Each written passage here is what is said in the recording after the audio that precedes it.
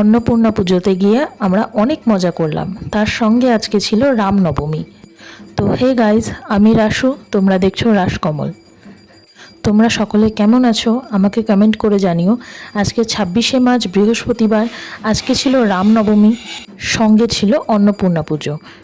আমার এক কাকি শাশুড়ির বাড়িতে ছিল অন্নপূর্ণা পুজো, যেখানে আমরা গেছিলাম সকলে মিলে সন্ধেবেলায়। সকালবেলা যেতে পারিনি, কারণ কাজকর্ম থাকে, আমার বরের অফিস, আমার কাজকর্ম থাকে, তো তার জন্য সকালবেলা আমাদের গিয়ে ওঠা হয়নি। কিন্তু আমরা সন্ধেবেলা গিয়ে প্রচুর মজা করেছি। আর এই যা দেখছো, রামনবমী উপলক্ষে বাড়িতে একটু আয়োজন করেছিলাম।